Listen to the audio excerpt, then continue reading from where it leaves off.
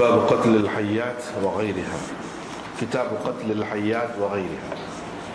Kitab membunuh ular dan selainnya.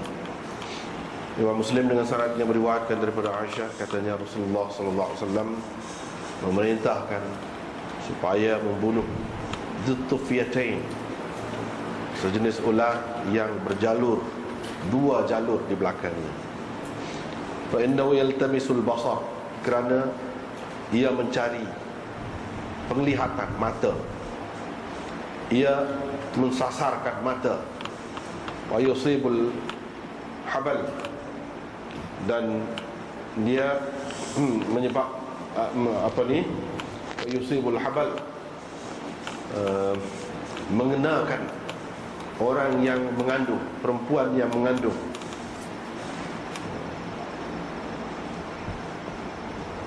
Dengan syarat satu lagi, dia kata al-abtar wa dzutufyatain. Al-abtar yang pendek ekornya, ular yang pendek ekornya. Wa dzutufyatain, ular yang ada dua jalur di atas belakangnya. Dengan syarat yang Imam Muslim meriwayatkan daripada Ibnu Umar, daripada Nabi sallallahu alaihi wasallam, uqtulul hayyat, bunuhlah ular-ular, dan ular yang mempunyai jalur di atas belakangnya dua jalur. Wal abtar, dan ular yang pendek ekornya, ataupun ular yang tidak ada ekornya, pendek. Fa innahuma yastasqitanil habal, kerana dua macam ular ini boleh menggugurkan kandungan, dan ia boleh menyebabkan buta penglihatan. Yani mensasarkan, mencari penglihatan, yani membutakan penglihatan. Qala fakana Ibnu Umar, perawi berkata, yani anak dia lah Salim. Ibnu Umar, kerana dia dengar Nabi sallallahu alaihi wasallam kata begitu, selalu dia membunuh segala macam ular yang ditemuinya. Fa absarahu Abu Lubabah. Abu Lubabah nampak Ibnu Umar duduk buat kerja lagu tu. Ataupun Syekh perawi Zaid bin Al-Khattab, dia nampak Ibnu Umar ketika dia sedang mengejar hambat ular. Faqala innahu qad nuhiya. Abu Lubabah ataupun Syekh perawi tadi Zaid bin Al-Khattab kata, sesungguhnya dilarang daripada membunuh zawatil buyut, ular-ular yang ada di dalam rumah-rumah.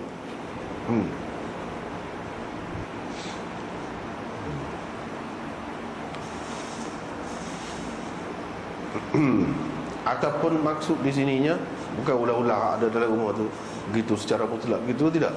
Ular-ular yang merupakan penunggu dalam rumah, penunggu dalam rumah-rumah.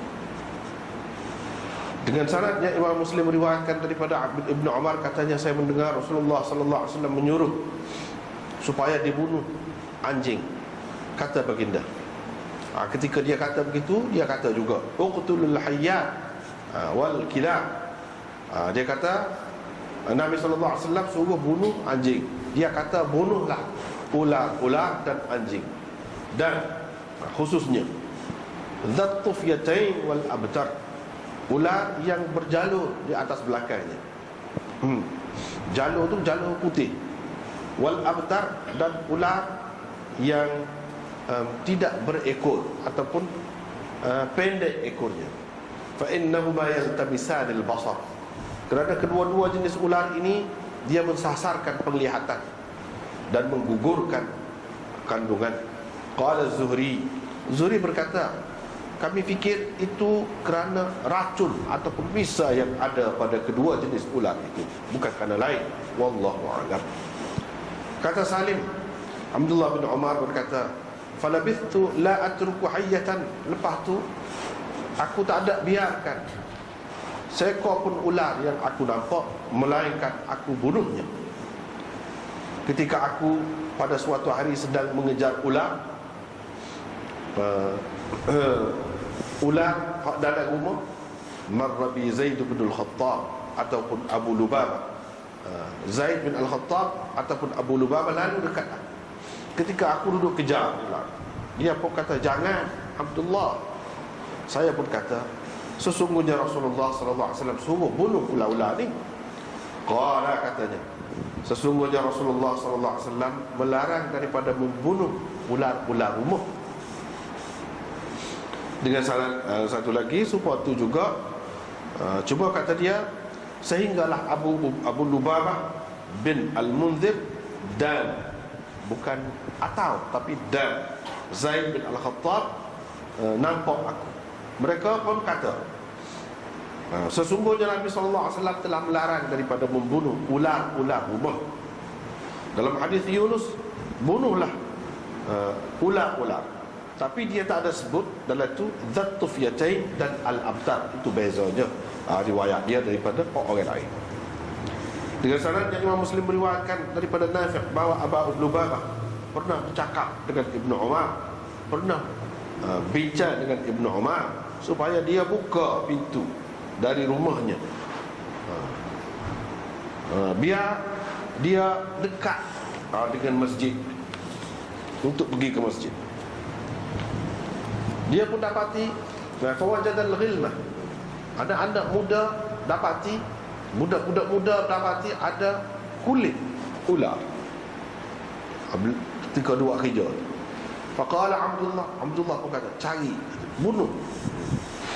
Abu Lubabah pun berkata, jangan bunuh, kerana Rasulullah SAW melarang daripada membunuh al-jinnan, ular-ular ada di dalam rumah tu. Dengan sanad satu lagi daripada Ibnu Umar, waktu juga dia bunuh segala macam ular, sehingga Abu Lubabah bin Abdul Munzir Al-Badri kata kepada dia bahawa Rasulullah SAW melarang daripada membunuh ular-ular rumah. Barulah dia amsaka, berhenti membunuh ataupun tak bunuh. Selagi sebab itu juga Abu Lubabah menceritakan kepada Ibnu Umar bahawa Rasulullah SAW naha an qatlil jinnah. Supaya seterusnya daripada Ibnu Umar, daripada Abu Lubabah, daripada Nabi SAW. Baginda bersabda, baginda melarang, iaitu Rasulullah SAW melarang daripada membunuh al-jinnan, ular-ular allati fil buyut, yang ada di dalam rumah. Seterusnya riwayat daripada Nafi' bahawa Abu Lubabah bin Abdul Munzir Al-Ansari, dia duduk, rumah dia asalnya di Quba, lepas tu berpindah ke Madinah. Ketika Abdullah bin Umar sedang duduk bersamanya untuk membuka satu pintu kecil untuknya di rumah dia lah, dinding rumah tu tebuk. Idza hum bihayyatin, tiba-tiba mereka dapati ada ular min awamilil buyut, yang duduk di dalam rumah. Mereka pun nak bunuh ular. Abu Lubabah berkata, sesungguhnya telah dilarang daripada membunuh mereka itu. Maksud dianya ular-ular dalam rumah. Dan disuruh membunuh, kita membunuh al-abtar dan dzitufyatain. Waqila, dan dikatakan huma, iaitu ular, dua jenis ular, yaltami'an al-basar, yang menyebabkan jadi silau mata, buta mata, dan menggugurkan anak-anak perempuan, jadi kandungan lah. Dengan syaratnya Imam Muslim meriwayatkan daripada Umar bin Nafi', daripada ayahnya ini Nafi', katanya Abdullah bin Umar pada suatu hari inda hadmin lahu, dekat runtuhan rumah dia nampak wabisa janin, kilauan ataupun sinar ular. Faqala, dia pun kata, kejar, kata dia, ular, bunuh. Abu Lubabah Al-Ansari pun kata, saya telah mendengar Rasulullah SAW melarang daripada membunuh ular-ular ada dalam rumah ni, kecuali al-abtar dan dzat tufyatain, kerana ia menyambar penglihatan. Dan mencari kandungan, mencari apa yang ada di dalam perut perempuan, yakni kandungan itulah.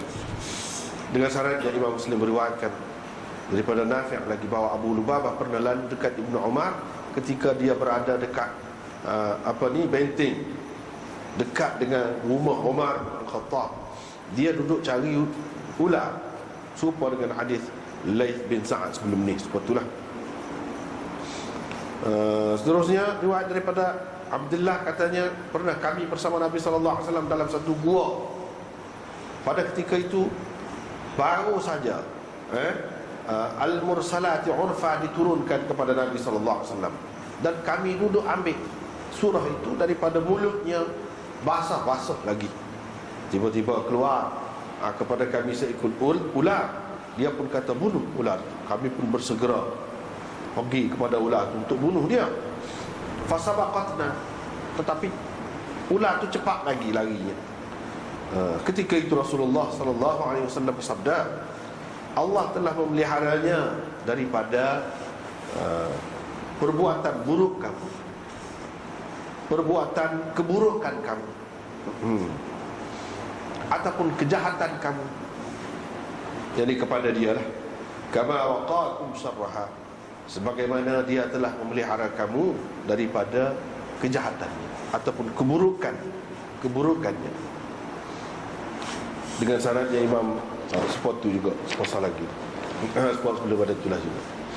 Seterusnya riwayat daripada Abdullah bahawa Rasulullah sallallahu alaihi wasallam menyuruh orang yang berihram bunuh ular di Mina. Riwayat daripada Abdullah lagi katanya, ketika kami sedang bersama Rasulullah dalam satu gua, serupa dengan hadis Jarir dan Abi Muawiyah sebelum pada ni. Seterusnya riwayat daripada Abu Sa'id Maula Hisham bin Zuhrah. Dia masuk berjumpa dengan Abu Sa'id Al-Khudri di rumah dia. Qala, katanya, saya pun tak dapati dia sedang bersembahyang. Saya pun duduk tunggu dia sehingga dia selesai sembahyang.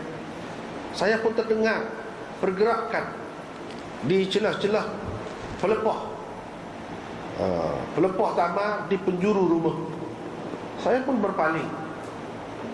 Tiba-tiba saya dapati seekor ular. Saya pun melompatlah untuk pergi nak bunuh dia. Fa asyara ilayya adijlis.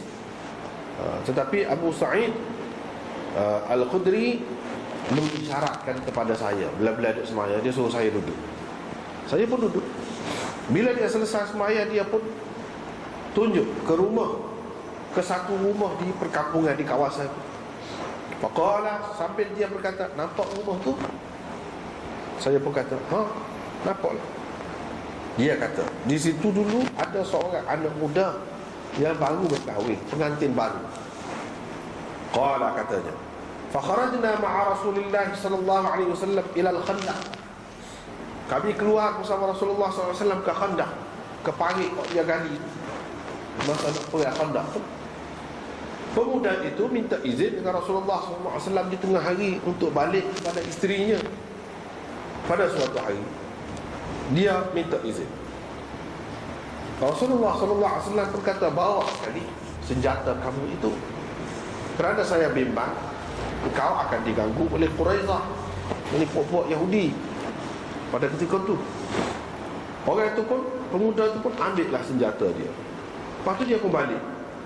Didapatinya isterinya berada di antara dua pintu sambil berdiri. Dia pun sudah menghunuskan lembingnya ke arah perempuan itu, isteri dia, untuk menikamnya. Dia sudah naik cemburu. Faqalatlah, si isteri dia berkata kepada dia, nanti dulu, kata dia, kawal ataupun pegang lembing kamu ni. Wadkhulil bait, masuk dalam rumah ni, tengok apa yang membuatkan aku keluar. Dia pun masuk. Didapatinya ular yang besar berlengkar di atas tilamnya. Fa ahwa ilaiha birrum, dia pun menikam ular itu dengan lembingnya. Fantazamaha bihi, dan intazabaha bihi, dia menyelesaikan ular itu dengannya. Yakni matilah. Dikerjakan yang ular itu dengannya. Thumma kharaja, kemudian dia keluar. Farakazahum fid dar, dia pun menghunjam, hunjam lembing dia tu di tanah. Fadarabat alaihi,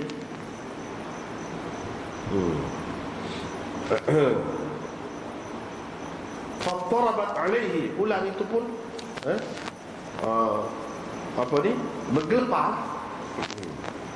bergelepar, kerananya, kerana dia tikam. Fama yudra, tidak diketahui siapa di antara dua yang lebih dulu mati, lebih cepat mati, ularkah ataupun pemuda. Qala, kata perawi, kami pun pergi kepada Rasulullah sallallahu alaihi wasallam. Kami sebutkan cerita itu kepadanya. Wa qulna,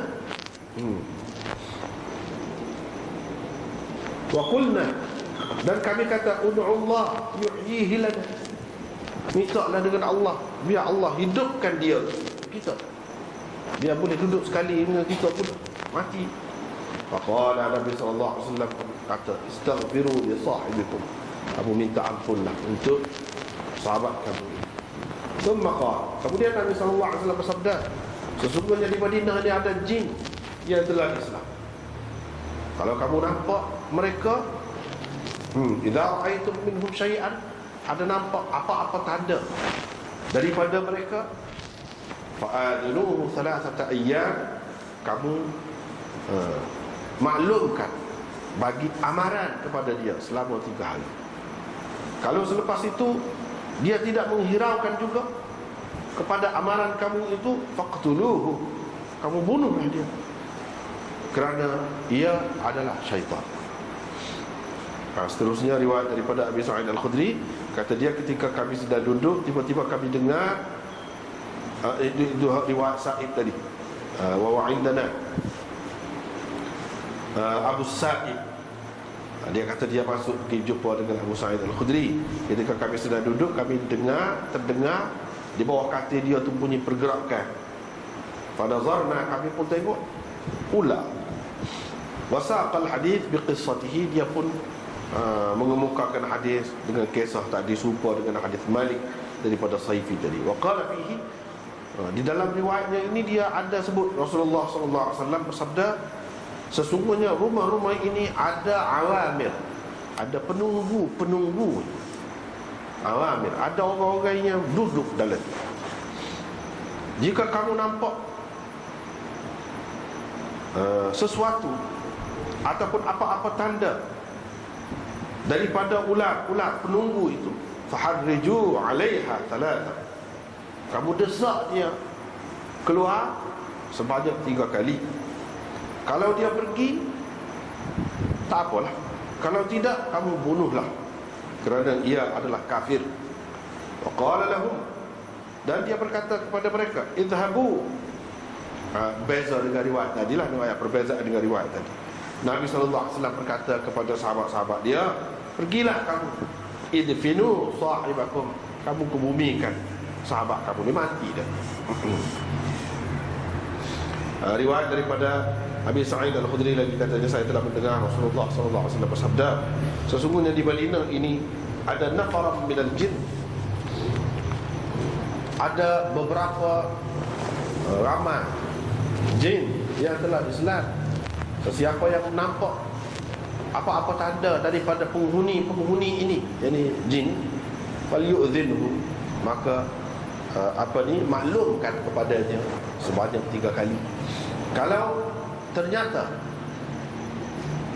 fa'in badalahu ba'du, selepas tu kalau dia kelihatan lagi kepadanya, falyaqtul, bolehlah dia bunuh, kerana itu adalah syaitan. Ini elok membunuh berapa?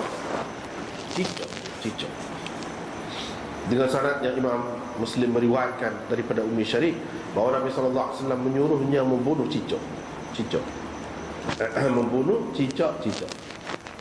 Dengan sanad yang Imam Muslim beriwayatkan daripada Ummi Syarik lagi, dia menceritakan kepada Sa'id bin Musayyab bahawa dia minta dengan Nabi sallallahu alaihi wasallam untuk bunuh cicak-cicak. Nabi sallallahu alaihi wasallam pun suruhlah dia bunuh. Ummu Syarik ni salah seorang perempuan Bani Amir bin Lu'ay. Itulah hadis Ibni Abi Khalaf dan Abd bin Humaid serupa. Dan hadis Ibnu Wahab dekatlah. Serupa benar tapi dekat, serupa dengan hal itu. Asal lagi riwayat daripada Amir bin Sa'ad daripada ayahnya ini Sa'ad bin Abi Waqqas bahawa Nabi sallallahu alaihi wasallam menyuruh supaya dibunuh cicak, dan Nabi sallallahu alaihi wasallam menamakannya Fuwaisiqan, binatang kecil yang jahat, si kecil yang jahat, kena yang kena. Dengan sanadnya Imam Muslim meriwayatkan daripada Aisyah bahawa Rasulullah sallallahu alaihi wasallam kata untuk wazak cicak al-fuwaisiq, binatang kecil yang kianat, yang jahat. Harmalah menambahkan, kata Aisyah, saya tidak mendengar Nabi SAW menyuruh membunuhnya. Waktu saya tak dengar. Riwayat daripada Abi Hurairah, katanya Rasulullah SAW bersabda, sesiapa yang membunuh cicak pada pukulan pertama, dia dapat sekian-sekian kebajikan.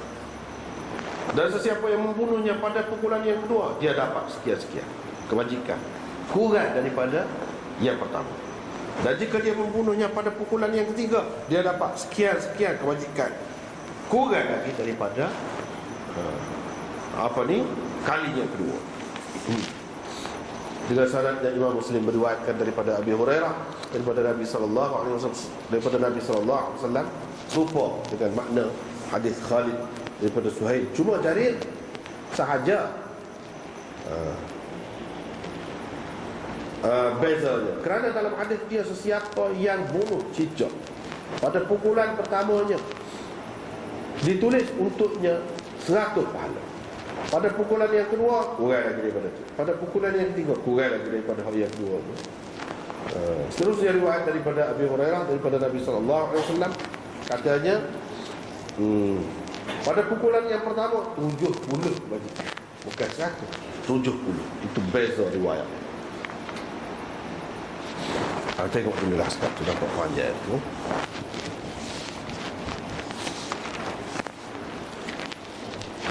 Ni sebelum pada ni cerita penyakit, cerita bubak penyakit, macam-macam penyakit. Hak ni pun boleh bawa penyakit juga. Bab ni penyakit kerana kena ketik, kena gigit kaulah ataupun lain-lain hak bisa. Bila sakit kena berubah. Ada kaitan dengan hak ini. Dan di sini ada adab-adabnya, ada caranya, ada disiplinnya. Seperti mana penyakit-penyakit yang lain, orang sakit dengan orang sakit kita nak berurusan, berhubung lagu mana, sudah sebahagiannya kita belajar dah dulu. Hak ni tentang ulah, hak ni pun dia ada adab juga, ada cara juga. Tak boleh nak kata boleh bunuh tu buat ikut serah, tak boleh. Ada cara dia, ada kaedah dia, kena tengok juga kiri kanan tu. Jangan buat ikut serah mudah-mudah. Sebab apa? Dia boleh bawa penyakit. Setengah penyakit tu sampai mati selalu pun boleh.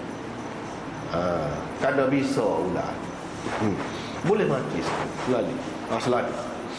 Dan boleh juga kita berubah. Itu ada kaitan dengan hak dulu juga. Ada kaitan dengan lepas tu dalam hadis ni kita tengok lebih kurang serupa je. Kebanyakannya Nabi SAW bui bunuh, hak lain dia tak bui bunuh. Dia bui bunuh hak ada tak ada jalur atas belakang, dan hak tak ada ekor. Adakah khusus dengan hak ni sahaja? Tidak. Cuma itu yang selalu dijumpai, yang didapati di kalangan puak-puak dia pada masa itu. Bukan bermakna ulang lain selain daripada hak dua ni, kalau hak bisa tak boleh bunuh. Tak. boleh bunuh. Mungkin di tempat lain ada ular jenis lain, ia juga bisa. Bisa bahaya, boleh bunuh. Hak disebut ni atas dasar hak pada masa, hak selalu dijumpai. Banyak dalam hadis, kalau kita jumpa, kita akan jumpa lah jenis-jenis lagu ni. Dia cerita tu keadaan semasa. Misalnya nusirtu birru'b masirata syahrin, aku diberi pertolongan dengan musuh gerun kepada aku sejauh perjalanan sebulan. Ada. Jadi adakah musuh kalau lebih jauh pada hak sebulan perjalanan itu tidak berasa gerun? Hak berasa gerunnya kalau pada jarak sebulan perjalanan, dekat lagi ke ataupun sebulan sekat tu. Kalau hak jauh tak gitu ke? Tak. Dia nak ceritanya hak musuh yang ada pada masa Nabi mengancam dia nya sejauh tu. Kalau musuh tu ada lebih jauh lagi pun merasa takut juga. Yang ni musuh hak semasa dengan dia tu gerun kepada dia. Coba hak ada di zaman Nabi tu sejauh itulah kedudukan musuh dia tu. Hak ni pun aku tu juga. Dia sebut dua ni bukan makna khusus dengan hak dua ni. Hak lain-lain pun kalau ada yang bisa, yang membahayakan, dia sebut ilat dia. Sebab apa yang boleh? Alasan apa boleh? Sebab bahaya. Bahaya ni bukan bahaya main-main.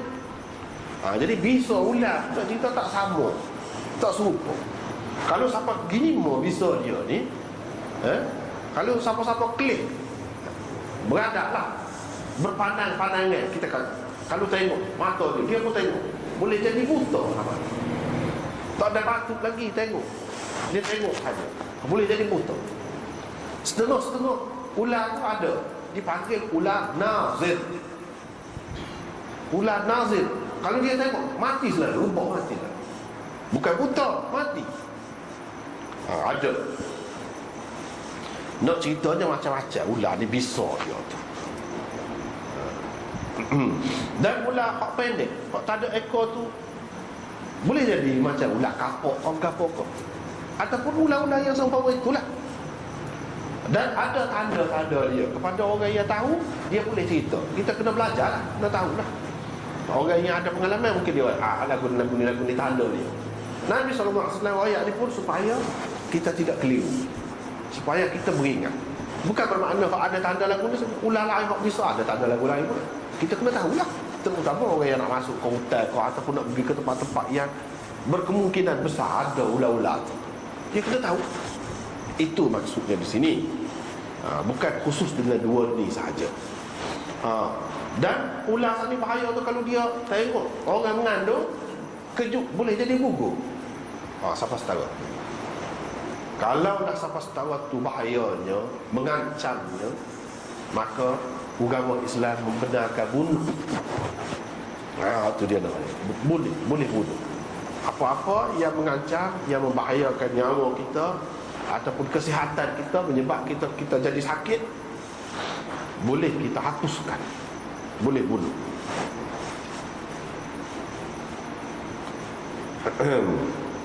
Itulah. Lepas tu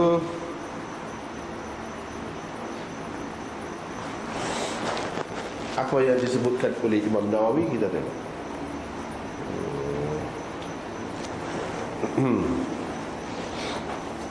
Mula-mula tu dia sebut ni dalam hadis-hadis dia sebut ni, dia sebut ular sebenarnya. Hadis yang kita baca tadilah.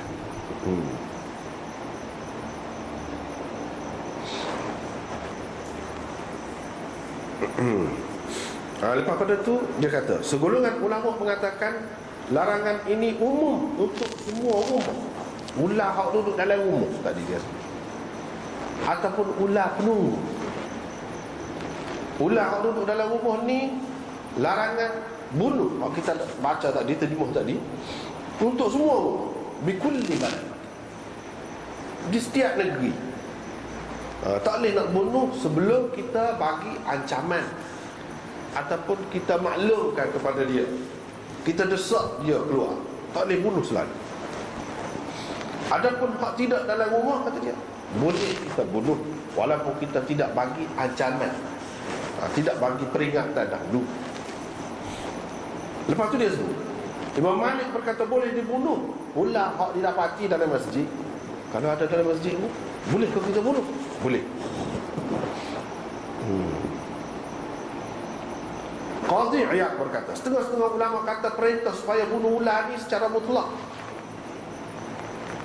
Secara mutlak tu dikhususkan dengan larangan membunuh ular-ular dalam rumah kecuali al-abtar dan datul fiyatain. Yang ni ular hak bisa lah. Kalau hak lain-lain hak tidak bisa, tak usah lah. Duduk bunuh. Kalau hak ni hak bisa ni, apa keadaan pun, di mana pun boleh bunuh, sama ada dalam rumah ataupun selainnya. Dan selain daripada ular, selepas kita ancam, tak pergi juga, duduk ada situ, hak tu boleh bunuh. Itulah setengah ulama mengatakan hak tak boleh bunuh hak dalam rumah ni khusus dengan Madinah sahaja. Khusus dengan Madinah sahaja. Ada juga yang mengatakan begitu. Tetapi yang betulnya tidak khusus dengan Madinah sahaja. Bahkan di lain-lain tempat pun, kalau kita nampak pelik, antara hak peliknya ulama sebut dalam kitab-kitab ni, iaitu ular putih sinar macam pelok, dan dia berjalan tu tidak kelok-kelok, tidak kelok-kelok, gitu-gitu, tidak betul gitu.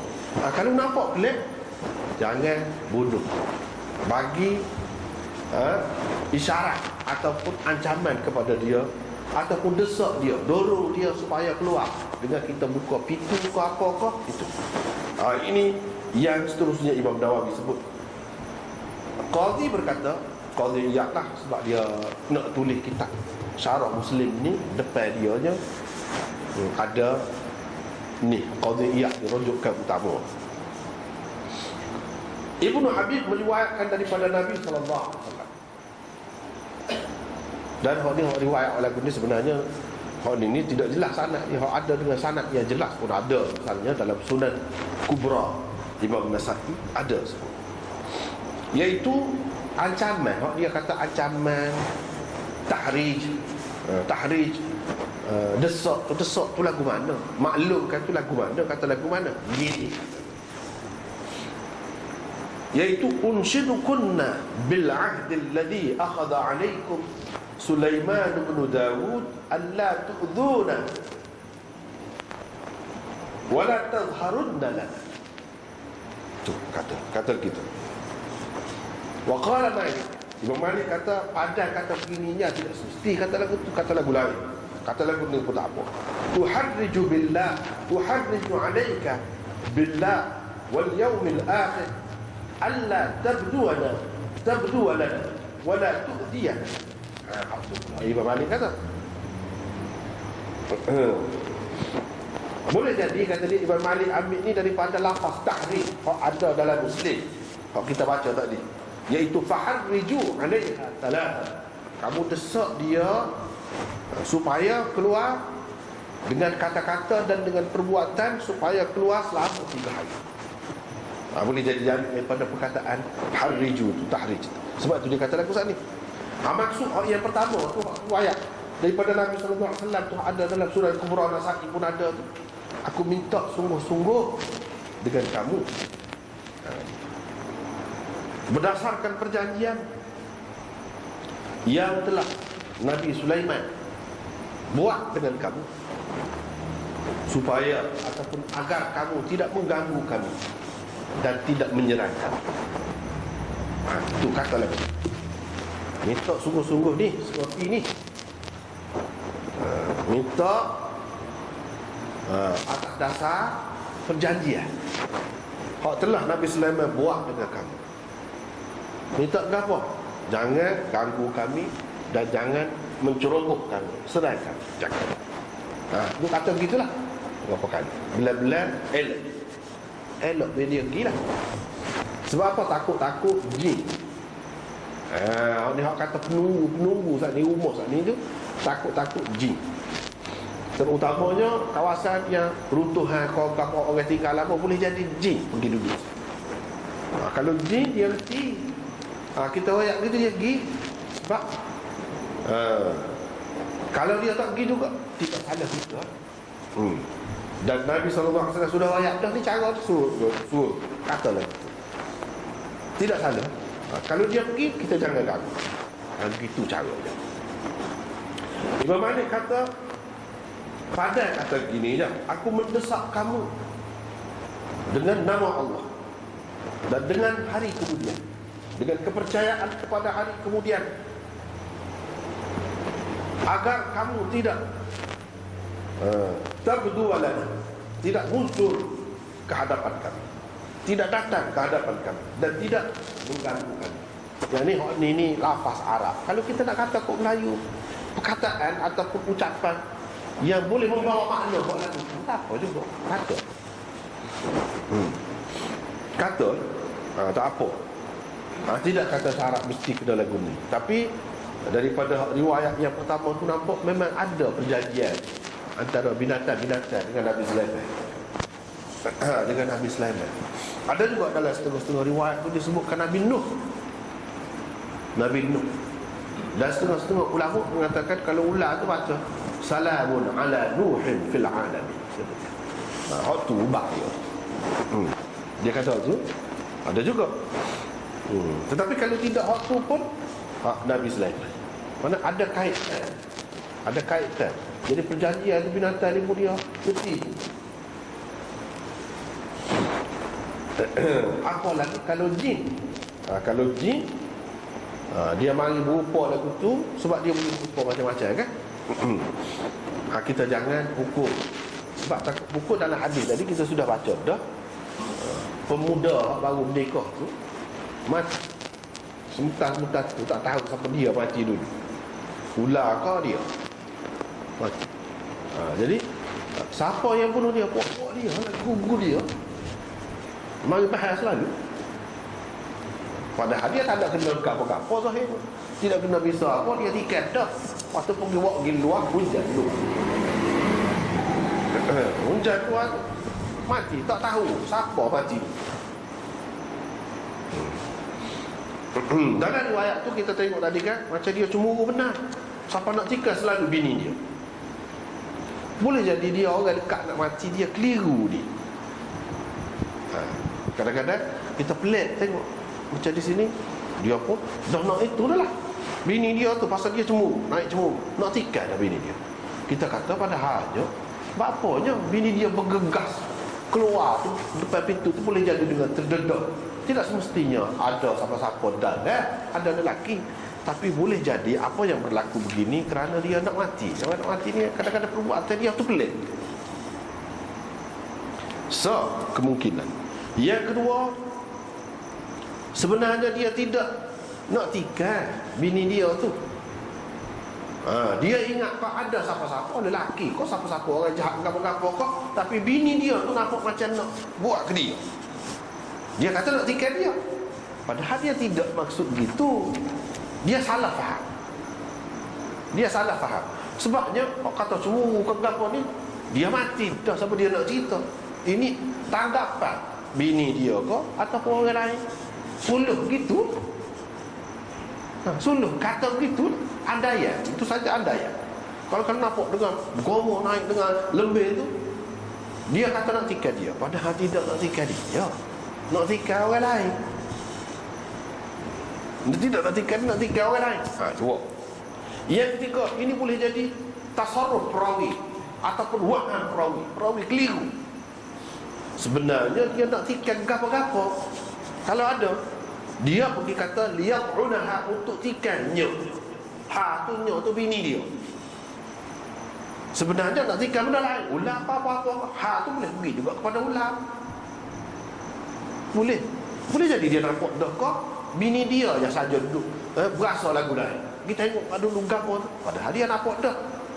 Dia nak bunuh ular. Perawi ni pergi kata sehingga jadi keliru. Orang ingat dia tu nak tikar bini dia. Apa nak tikar bini dia je. Itu beberapa kemungkinan yang ada untuk menyelesaikan hadis yang nampak keliru. Ini semua pasal jin lah. Jin. Ataupun ular tu termasuk dalam ular yang bisa. Tidak sabit dengan jin-jin apa. Bila dia tikar tu, dia waktu bisa dia. Bisa dia kalau setengah-setengah ular tadi tengok mata dia tu boleh buta, hak ni boleh jadi ular yang berkenaan ni dia ada bisa lagu lain. Bila ditikat dia, waktu ambil bisa dia, oleh kerana dekat jadi kena kepada dia, boleh jadi. Sebab tidak jelas. Cuma Nabi SAW kata di Madinah ni ada jin Islam. Jadi apakah kalau jin kafir tidak akan bertindak begitu? Jin Islam, kalau jin Islam tidakkah dia tahu apa salahnya orang ni? Orang ni ingat kok dia tu memang ular. Kalau nak kata dia bunuh tu atas rasa kisah. Kisah siapanya? Kisah ni kalau bunuh dengan sengaja. Ni dia mana tahu jin kau apa, dia tahu ular. Kalau ia pun itu pembunuhan secara khata, tersalah. Bila bunuh secara salah tak boleh nak bunuh balas. Jadi hak Nabi SAW kata di Madinah ni ada jin. Jadi dengan sebab jin Islam, dengan sebab tu kita kena melera. Ini cerita lain. Cerita lain pula. Bukan ada kena guna dengan hak orang tu atau siapa-siapa. Sebab jin mana-mana pun tidak nanti hak Islam. Hak kafir pun boleh bunuh. Hak Islam pun boleh jadi juga. Supaya orang lah orang bunuh. Adik-adik dia ke siapa-siapa, dia naik angin tak khabar pada masa tu. Islam tu suku, Islam tu agama. Tapi orang tidak boleh kawal perasaan tu suku tu. Tidak nanti agama Islam pun boleh berlaku juga. Cumanya Nabi SAW cerita tu sebagai peringatan, takut-takut berlaku gitu. Jadi daripada kita terbunuh jin, jadi tersalah buat kesalahan gitu. Dengan sebab tu kita kena beringat, terutamanya di zaman Nabi SAW. Kira-kiranya ada lah tu cara-cara buat dia tu duduk dalam kawasan tu dengan maksud cara dia lah. Maksud cara dia lah untuk belajar agama kau kita kata daripada Nabi SAW. Sebab itu Nabi SAW bagi peringatan secara khusus. Di lain tidak mungkin kau berlaku begitu. Mungkin, walaupun tidak di zaman Nabi pun, tidak di Madinah pun, mungkin boleh jadi dia berlaku. Dan ini menunjukkan jin. Orang kata jin tak mati ke benda? Mati. Mati macam ni, mati. Mati.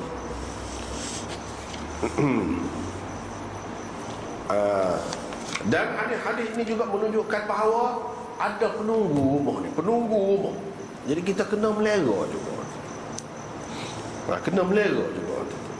Ada kalanya dia tunggu rumah tu bukan untuk nak kena kita, untuk nak jaga kita. Boleh jadi untuk nak jaga kita. Kita tak tahu. Ada kalanya dia penunggu tu kerana ada orang puja. Orang puja, berala kau apa puja, dia sukalah. Dia suka. Kalau boleh orang puja dia kata. Orang puja dia kata. Jadi nampak bisa, nampak gini-gini, sebenarnya tindakan dia orang tidak nampak. Tindakan syaitan lah, ataupun jin kafir. Bila orang puja sesuatu tempat, dia sukalah orang jadi kafir, orang jadi sesat.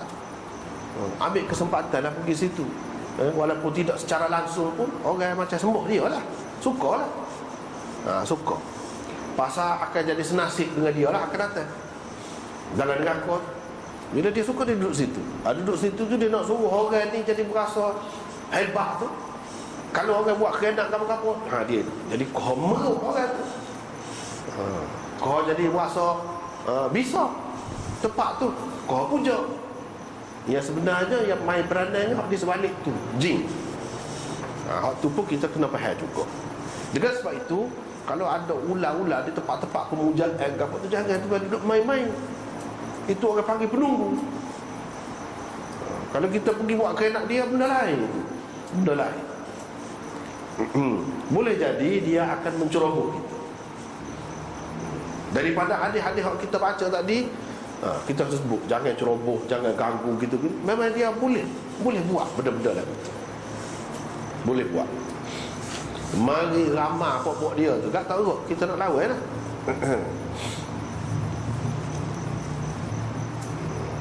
Tu.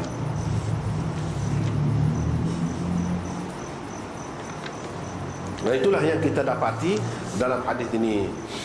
Dan sahabat yang kita baca tadi, Abu Sa'id Al-Khudri duduk tengah sembahyang. Abu Sa'id tu pergi Dia nak bunuh ular. Dia larang isyarat. Sebelum pada tu kan, sebelum pada cerita pemuda yang mati. Yang ni tengah semaya boleh isyarat. Nak sekat kau, nak gapo-gapo kau boleh. Kalau sekiranya tidak melibatkan pergerakan yang banyak. Dan itu boleh jadi membahayakan. Kalau dia tidak sekat, boleh jadi dia pergi bunuh sungguh. Sebab kawan dia duduk semaya. Sebab kalau bunuh takut jadi seperti cerita tu. Waktu dia heret, waktu nampak rumah tu kata dia. Rumah tu ceritanya gini-gini. Jadi tak boleh main lah. Tak boleh main. Ini tempat-tempat tu tempat yang baik. Ada orang-orang yang baik. Tempat yang jahat, tempat pemujaan, hak kafir pun ada juga. Tak boleh main belakang. Sebab apa? Dia ada nafsu, dia ada kemarahan, dia ada balas dendam, dia ada berlaku. Supaya orang Islam, kalau kata Islam pun suku waktu tu. Islam tu suku, supaya kita orang Islam. Ketika naik angin tu tak khabar tu, boleh buat macam-macam. Begitulah juga dengan jin. Dengan jin. Cuma dia kalau dalam keadaan biasa dia tidak berupa, dia tidak mengambil rupa apa-apa, payah kita nak buat dia. Tak kena dia. Macam angin. Pegang tak boleh pegang.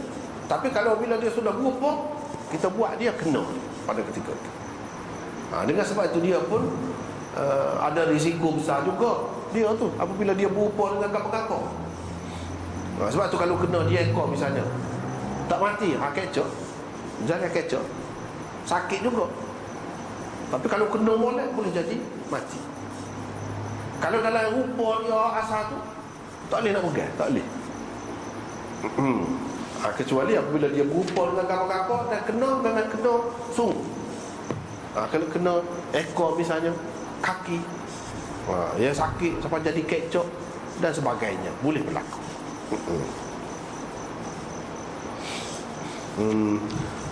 Lain-lain lagi, Ibnu Umar kata Nabi SAW membenarkan muhrim, orang yang berihram, pakai ihram, bunuh ular di Mina. Ini dalam tanah haram. Berapa kali tanah haram lagi, pakai ihram lagi. Itu semua yang menghalang seseorang itu untuk membunuh sesuatu.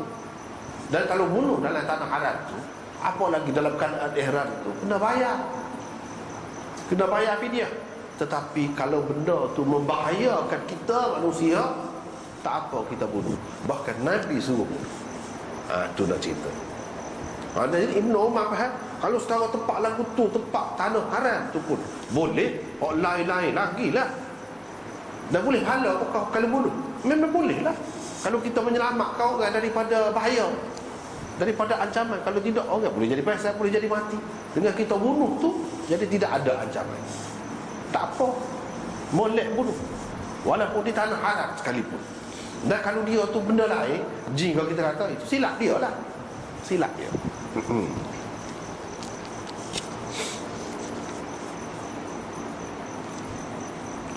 Jadi suruh Nabi SAW suruh 3 hari. Lama tu. Kalau nampak pelik lah. Pelik ni ada 2 macam. Pelik ni kalau kita tak ajar juk, dia tu bisa pelik juga. Dah bahaya orang tu. Ular sungguh. Kita ada main-main. So lagi pelik. Pelik memang sungguh tidak biasa ular tu. Dan dia pun sebenarnya bukan ular. Takut kena gitu. Jadi kita berlembut dah. Jaga perkasa. Bagi tempoh selama 3 hari. Biar keluar lah. Minta keluar. Hak moleknya kalau nampak benda-benda pelik lagi tu, jangan bertindak sendirilah. Kalau ada ahli dia, panggil ahli dia.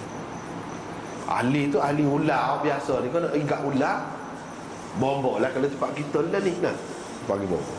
Ataupun panggil bombok. Jangan bertindak sendiri. Takut-takut jadi apa-apa yang tidak molek kepada kita. Dan hak jadi apa-apa ni kerana bisa Tuhan juga yang beri. Bukan kerana bisa dia sendiri. Dah. Kerana bisa. Sebab kita manusia lah, Tuhan beri bisa. Dia beri akal kepada kita. Bukan kita percaya dia tu ada kekuasaan mutlak. Tak ada. Kalau ada cara-cara untuk mengatasinya, kita carilah. Dan itu tak salah. Tak salah lagu tu. Dan setiap benda ada ahli dia. Setiap benda ada ahli dia. hak ular, kau hak jengking, kala. Kau dan Nabi SAW pun suruh belajar ke tu. Bomo-bomo untuk benda ni ada. Itulah penawar dia. Tidak semesti penawar ni dengan cara apa ni, berubat. Itu pun salah satu. Ubat biasa ni kalau kena ketik kau ular, semua ubat. Cara lain lagi mungkin geligor kau gapo kau boleh digunakan. Yang pentingnya sembuh, siap. Yang pentingnya tu. Itulah beberapa hadis tadi. Dan seterusnya hadis hak bunuh cicak. Bunuh cicak ni setengah-setengah orang dia jadi pok-pok anti hadis lah. Dia kata mengaku kata dia, ada kemudian sahabat Nabi sallallahu alaihi wasallam nak ajar dalam agama dia nak bunuh cicak. Oh, jadi tak ada hijab. Nah lah. Jadi sebab budak-budak tu abak cicak, duduk bidak cicak, kita kata apa maksudnya? Waktu boleh pahala pula sekian-sekian. Jadi dia tidak faham. Dia tidak faham. Kerana tak faham tu. Kerana tak ngaji. Kalau ngaji tak ada timbul. Nak cerita di sini, rekah cerita je. Apa-apa pun yang membahayakan kita, yang mengganggu kita, menyusahkan kita, kita boleh bunuh. Tu je nak ayat. Contohnya cicak. Kalau selain daripada cicak, lipah kau, gapo kau, boleh. Tidak termasuk dalam ni binatang yang tidak berdaya, yang lemah, kita buat begitu ke dia. Tak termasuk dalam Tuhan benarkan. Bila Nabi SAW benarkan, kita boleh buat lah. Apa lagi? Pijak kau, nyamuk kau, kita bahas. Lagu tu. Jadi apakah patut kita kata, dah nyamuk Tuhan buat, jadi pihak ke dia lah. Isap darah kita tak boleh. Lagu tu. Kita boleh sembuh dia. Kita boleh matikan dia. Boleh. Bahkan hak tu lah Nabi nak ayat di sini. Sekecil-kecil benda, kalau tidak bahaya dari segi lain, dari segi kotor, dan dia asal dia tu memang pelik. Sebab itulah Nabi SAW suruh, Nabi SAW dalam hadis Bukhari ada sebut, iaitu dia ketika Nabi Ibrahim tu kan kena bakar ke Namrud tu, binatang-binatang lain tak ada terlibat. Kau doa minta biar selamat Nabi Ibrahim, kecuali cicak. Belah-belah lebuh dia apa dia buat kerja. Dia kosiuk lagi. Kosiuk lah. Memang kalau tengok cicak ni kan sengaja dia cari tempat-tempat kita letak apa-apa dia pak merah. Sakit hati jadi kita. Sakit hati.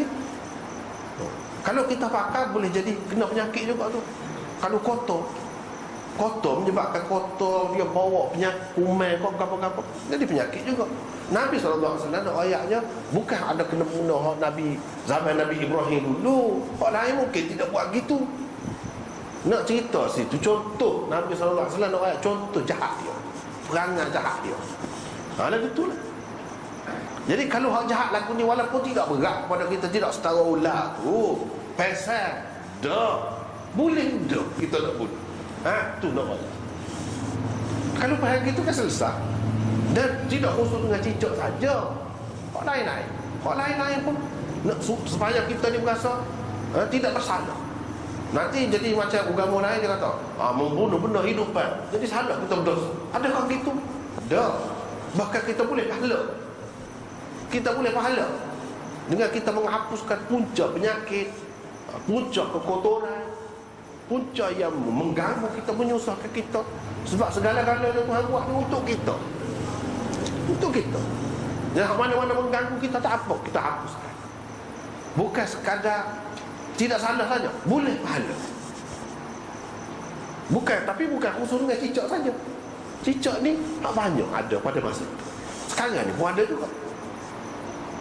Nak cerita je gapo-gapo kalau kita boleh buat untuk kita, untuk orang lain, kebaikan walaupun kecil, tetap ada pahalanya. Orang tidak panggil sia-sia. Benda tu kalau duduk bidah cicak tidak sia-sia. Daripada duduk dipanggil hongga budak-budak tu baik bui. Kalau zaman anak budak-budak tu orang panggil kulipan, dia buat dengan getah. Dengan getah pulah-pulah tu bidah. Kena. Baik buat tu ada faedah juga. Barulah tidak banyak cicak dia takutlah. Padahal juga cicak ni binatang yang jenis cerdik. Kalau dia biasa gitu tengok lagi sekali. Nak ceritanya boleh kita buat gitu tidak salah. Bahkan dalam hadis yang lain ada Aisyah sendiri, dia ada macam tukar pajak, tukar. Saya dah nak cocok cicok. Ada. Tak boleh. Boleh pahala sebut. Ada 70, ada 100. Sepuluh sembahyang. Dah sembahyang bawah ada 25, ada 27. Tak apalah, boleh pakai belakang.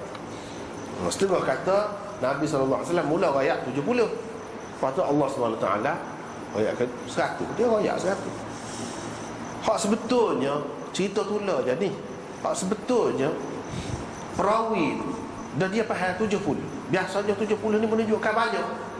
Dia pindah. Berdasarkan dia faham 70 100. Nak menunjukkan banyak pahala. 100 tu kalau kata 70 tu kau bilangan sepuluh kita bilang gini kau. Tak maksudnya banyak. 100 pun ada juga orang buat perbandingan. 100 pun. Itu menunjukkan banyak. Tidak semesti bilangan betul-betul 100. Tak mesti. Itu berdasarkan tasarruf perawi orang panggil. Boleh juga. Ada juga yang mengatakan kalau kata 100, kata 70 tu masuk dalam 100 juga. Tidak ada percanggahan. Boleh diterima belakang.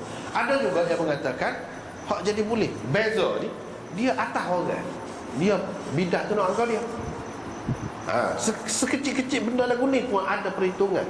Dari segi pahala yang bergantung dengan niat ataupun maksud seseorang tu buat.